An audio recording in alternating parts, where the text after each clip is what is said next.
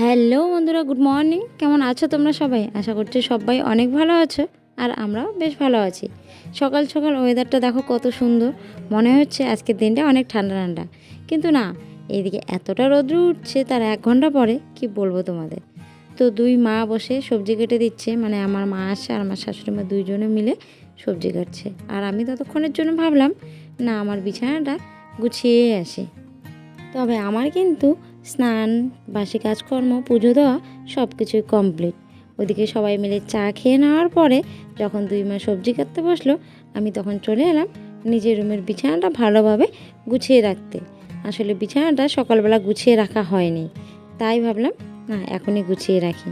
তো এতটা রৌদ্র না, সকাল সকাল কিন্তু সব কাজকর্ম শেষ করলে বেশ ভালো লাগে, আর অনেকটা তাড়াতাড়ি সব কাজকর্ম কমপ্লিট হয়ে যায়।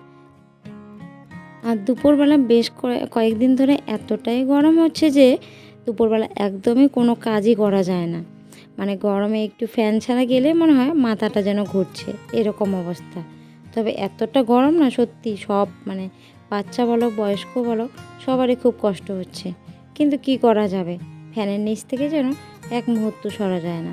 তারপরেও তো কাজগুলো করতে হবে, তাই কিন্তু সকাল সকাল উঠে সব কাজগুলো শেষ করে নিই আমি। আর দেখো আমি কিভাবে সকাল সকাল তাড়াতাড়ি সব কাজ শেষ করি। তো এদিকে বিছানাটা গুছানো প্রায় হয়েই গেল। দেখো বিছানাটা গুছানোর পরে বিছানাটা কত সুন্দর লাগছে। তারপরে এদিকে জামা কাপড় একটু এলোমেলো হয়ে আছে, ভাবলাম জামা কাপড়গুলো একটু গুছিয়ে রাখি। আর টেরিটা মাম্মাম নিচে নামিয়েছিল, তাই ভাবলাম জায়গা মতন রেখে দিই। তারপরে সোফাগুলো একটু ঝেড়ে গুছিয়ে সুন্দর করে কাপড়গুলো টান টান করে পেতে দিচ্ছি। তো দেখো এখানকার একদম দুদিকে আর মাঝখানে কিন্তু আমি এইভাবে একটা তাওয়াল পেতে দিই সুন্দর করে। তবে সমান করে দিলে একদম হয় না, একটু ছোট ছোট হয়ে যায়, তাই একটু বড় ছোট করে আমি এভাবে দিয়ে দিই। বড় সোফাটাতে বিছানার একটা বেডশিট পেতে দিয়েছি, তো সেটাকেও কিন্তু ভালোভাবে চারিদিক দিয়ে টান টান করে আমি এভাবে গুজে গুজে দিই। তবে বেডশিটটা কিন্তু একদম সুতি, বসতে বেশ মজা লাগে। সুতির জিনিসে তো গরমের দিন ব্যবহার করতে খুব ভালো লাগে কিন্তু। তবে বিছানার বেডশিটটাও কিন্তু কালকে চেঞ্জ করব। কেননা এই গরমে এই বেডশিটটাতে শুইতে না একটু গরমই লাগে, কেননা বেডশিটটা একদম প্রিয় সুতি না, এটাতে একটু মিক্সড আছে। তবে মুলায়ম বেডশিটটা তারপরেও যেন একটু গরম লাগে, তাই একদম সুতির বেডশিট পেতে দেবো। আর এটা তুলে রাখবো, যে কয়েকদিন প্রচণ্ড গরম থাকে সেই কয়েকদিনের জন্য আর এই বেডশিট আমি ইউজ করব না। তারপরে দেখো বিছানার পাশে থাকা যে ঝুড়িটা আছে সেটা একটু ভালোভাবে ঝেড়ে আমি উপরে যে একটা তাওয়াল পেতে দিই সেটা আবার ভাঁজ করে পেতে দিচ্ছি। আর সেখানে তো আমরা উপরে একমাত্র মোবাইল রাখি, আর বিছানার পাশেই না মোবাইল রাখার জায়গা না থাকলে ভালো লাগে না। কেন, ঘুমানোর সময় তো মোবাইল একদমই মাথার কাছে রাখতে নেই, তাই ওই বিছানার পাশে ঝুড়িটা রেখে দিয়েছি যেন মোবাইল নিতে আর মোবাইল রাখতে সুবিধা হয়। তাই তারপরে দেখো এদিকে আলনাটা একটু ভালোভাবে গুছিয়ে নিচ্ছি। আর এই শাড়িগুলো এখন আমার ডেইলি ইউজ হচ্ছে, যেহেতু সুতির শাড়ি, স্কুলে যেতে হয়, স্কুলে যাওয়ার জন্য আমাকে প্রতিদিন কিন্তু শাড়িগুলো ধুয়ে দিতে হয়। কেননা এতটাই গরম আর এতটাই ঘেমে যায়, তাই কিন্তু আমি ডেইলি শাড়ি স্কুল থেকে এসে জল কাচা দিয়ে দিই, তাহলে ডেলিকের শাড়ি আমার ডেইলি ধুয়ে দেওয়া হয়ে যায়। তবে এত গরম না, শাড়িগুলো এতটাই ঘেমে যায় কি বলে। আর এইদিকে হাজব্যান্ডের কয়েকটা জামা আর মায়েদের শাড়ি ধুয়ে রেখে দেওয়া হয়েছিল, সেগুলো রোদ্রুদে দেওয়া হয়নি। তো বাইরে দেখো কেমন রোদ্রুর তাপ, তো ভাবলাম শাড়িগুলো ধোয়া হয়ে গেল, এখন একটু শুকোতে দিই। তবে এখন শাড়ি জামা কাপড় শুকোতে দেওয়ার অনেকটা জায়গা, এইদিকে তারটা কিন্তু অনেকটাই লম্বা, তবে এত দূর থেকে একদম দেই না, যতটুকু আর কি রৌদ্র থাকে। ওই দিকটা হালকা একটু রৌদ্র থাকে আর এই দিকটাতে বেশি রৌদ্র থাকে। তবে এগুলো শুকিয়ে দিচ্ছি, এগুলো কিন্তু আমার আধ ঘন্টার মধ্যে শুকিয়ে যাবে। তো দেখো আমি কিন্তু সব জামা কাপড় সুন্দরভাবে এক এক করে শুকোতে দিচ্ছি। তবে এই মায়ের শাড়িটা শুকোতে দেওয়া হলো, আরও শাড়ি রয়েছে বালতিতে, আর এদিকে গামছাও কয়েকটা কেচে দিয়েছিলাম। কেন, গামছাটা দিয়ে সবসময় হাত মুখ মোছা হয়, তো গামছাটা ধোয়া থাকলে বেশ হাত মুখ মুছতে ভালো লাগে। আর এইদিকে কিন্তু রান্নাবান্না এখনও হয়নি, ঘরে কাজটা গুছিয়ে নিয়ে তারপরে কিন্তু সোজা জামা কাপড়গুলোই ধুয়ে দিলাম। তো জামা কাপড় ধোয়া এই কাজকর্ম কমপ্লিট করার পরে কিন্তু আমি রান্না উঠাবো। তবে আজকে রান্নাতে স্পেশাল কিছু আছে, কেননা বাড়িতে অনেক দিন পরে আমার মা বাবা এসছে আমার শ্বশুর বাড়িতে।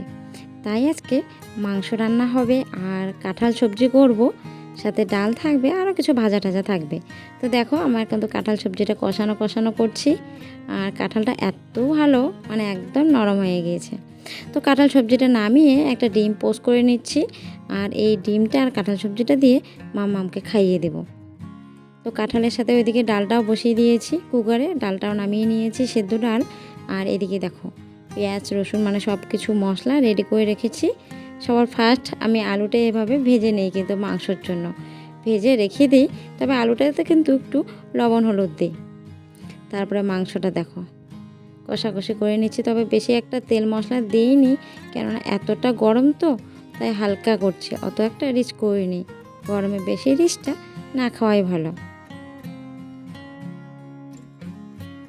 তো এদিকে রান্নাবান্না কমপ্লিট হয়ে গেল, তারপরে ভাবলাম ওভেনটাকে একটু ভালোভাবে মুছে নিই।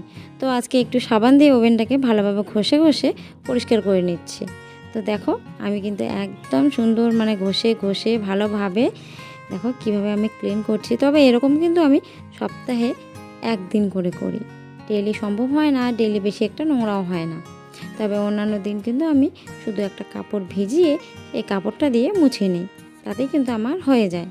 তবে রান্নাবান্নার সাথ সাথ মুছে নিলে দাগ কিন্তু খুব তাড়াতাড়ি উঠে যায়, যখন একটু গরম গরম থাকে ওভেনটা আর কাপড়টা তো একটু ভিজিয়ে নিই, তো তাড়াতাড়ি হয়ে যায়। আর এক সপ্তাহ বাদে এইভাবে ক্লিন করলে না গ্যাসটা মানে অত নোংরা হয় না, আর নতুনের মতোই কিন্তু পরিষ্কার থাকে। তো দেখো তার সাথে যে টেবিলটাতে পাতা রয়েছে কাভারটা, সেটাও কিন্তু একটু সাবান দিয়ে মুছে নিলাম, কেননা ওই হলুদ টলুদ পড়েছে তো সেটা দাগ পড়েছে। আর তরকারির যে তেল মশলা আছে সেগুলো ছিটকে ছিটকে পড়ে, সেগুলো কিন্তু আমি মুছে নিলাম। তারপরে পেছনে থাকা ওয়ালটা আর টিনের যে হাফ মানে জানলাতে দেওয়া আছে সেটাও একটু আমি মুছে নিলাম। তো রান্নাঘরটাকে ভালোভাবে ক্লিন করে নেওয়ার পরে খাওয়া দাওয়া করে নিলাম সবাই মিলে। তো আমাদের খাওয়া দাওয়া কিন্তু শেষ, তারপরে দেখো বাসন কোসন নিয়ে এলাম। তো বাবা আগেই খেয়ে নিয়েছে, আর তারপরে দুই মা আর আমি খেয়ে নিলাম, আর বাবার সাথে মামকে খাইয়ে দিয়েছিলাম, তাই কিন্তু বেশি একটা বাসন নেই। আর ওদের খাওয়া শেষ হওয়ার সাথে সাথে কিন্তু আমি ওই থাল বাসনগুলো সব ধুয়ে নিয়ে গিয়েছিলাম। তো দেখো বালতিতে কিন্তু আমি এইভাবে জল তুলে নিই, তোমরা তো জানোই। আর বালতিতে এইভাবে জল তুলে নিয়ে আমার বাসন ধুইতে কিন্তু অনেকটা ভালো লাগে, আর আমার এভাবে অনেক সুবিধা মনে হয়। তবে আমি কিন্তু বাসন ঘষে ঘষে একদম ভালোভাবে ধুই, এমনি জল দিয়ে ধুলে মনে হয় যে সাবানের ফেনাটা হয়তো ভালোভাবে যায়নি। যেহেতু থালগুলোতে আমরা ভাত খাই তো তাই মনে হয় থালগুলো একটু বেশি ভালো করে ধুইলে অনেকটা ভালো হয়। তো বন্ধুরা অনেক দিন বাদে আজকে আমি ভিডিও দিচ্ছি, তো অনেকটা চাপে ছিলাম, তো সবটাই তোমাদের সাথে শেয়ার করব, সময় আসুক সব কিছুই তোমাদের বলবো। তাই আমার কন্টিনিউ ভিডিও দেওয়া একদমই হচ্ছিল না। তো জানি না কবে থেকে আমি কন্টিনিউ দিতে পারবো, তবে আজকে থেকে আবার শুরু করলাম, দেখা যাক, চেষ্টা করব কন্টিনিউ দেওয়ার। তবে সবাইকে কিন্তু আমার পাশে থাকার অনেক অনুরোধ রইল। যেভাবে তোমরা আমাকে ভালোবাসা দিচ্ছিলে, যেভাবে তোমরা আমাকে কমেন্ট করে উৎসাহ দিচ্ছিলে, একটা লাইক করছিলে, সাবস্ক্রাইব করে দিচ্ছিলে, সেইভাবেই তোমরা আমার সবাই পাশে থেকো। আবার সেই খুশি সেই উৎসাহ আমার মনে এনে দাও, যাতে আমি প্রতিদিন ডেইলি ব্লগ দিতে পারি। তো দেখো এদিকে বাসন মাজা হয়ে গেল, তারপরে এই যে ফ্রিজটা হালকা একটু মুছে নিতে আসলাম, এতটাই গরম পড়েছে তো তাই ফ্রিজটাতে ভাবলাম একটু মুছে নিয়ে জলের বোতল রেখে দিই। ঠান্ডা জল না খেলে মনে হয় যেন মনটা ভরেই না। তো যাই হোক ফ্রিজটাকে হালকা কাপড় দিয়ে একটু মুছে নিচ্ছি, কেন ফ্রিজটাতে তো সবজি রেখে দেওয়া হয়, রান্না করা সবজি, তাই সবজির একটু তেল লেগেছিল, তাই ভাবলাম একটু মুছে নিই। তবে একটা তাক যখন মুছবো তো টোটালটাই মুছে নিই, তাই না? আর প্রতিদিনই কিন্তু আমি এইভাবে ফ্রিজটাকে হালকা মুছে নিই। আর তারপরে দেখো জলের বোতলগুলোকে কিন্তু আমি একে একে সাজিয়ে রেখে দিচ্ছি। তবে অনেকগুলো জলের বোতল রেখে দিচ্ছি, ছোট ছোট জলের বোতলগুলো এ কারণে রাখছি যে একটা ছোট জলের বোতল বের করলে আর গ্লাসের প্রয়োজন হয় না। তবে যে সবজিগুলো সকালে রান্না হয়েছিল হালকা কিছু ছিল, সেগুলো আমি ফ্রিজে রেখে দিলাম আবার, যাতে রাত্রে হতে হতে নষ্ট না হয়। আর এদিকে দেখো জামা কাপড় শুকিয়ে গিয়েছে, পিছনে কিন্তু খানিকটা হাওয়া উঠেছে, দেখতেই পাচ্ছ বাঁশপাত কেমন নড়ছে। তো যাই হোক সব জামা কাপড় তুলে নিয়ে গিয়ে জায়গা মতন ভাঁজ করে সব কিছু গুছিয়ে সুন্দরভাবে রেখে দেব। আর মা বাবা সবাই মিলে একটু ঘুরতে গিয়েছে। আর সেই ফাঁকে আমি আমার বিকালের সব কাজকর্মগুলো এইভাবে গুছিয়ে নিচ্ছি। তবে বিকাল বললে কি হবে, এখনও দেখো রৌদ্র কিন্তু আছে, তবে এখন বাজে বিকাল 3টে। আর মাম্মামও মা বাবার সাথে গিয়েছে। আবারও বলছি, যারা আমার চ্যানেলটাকে এখনও সাবস্ক্রাইব করেনি, নতুন বন্ধুরা, তারা ফটাফট আমার চ্যানেলটাকে সাবস্ক্রাইব করে দাও আর সবাই আমার পাশে চলে এসো। সবাইকে অনেক অনেক ভালোবাসা। সবাই ভালো থেকো, সুস্থ থেকো। আবার দেখা হবে নেক্সট ব্লগে। আজকের ব্লগ এতটুকুই। Bye bye.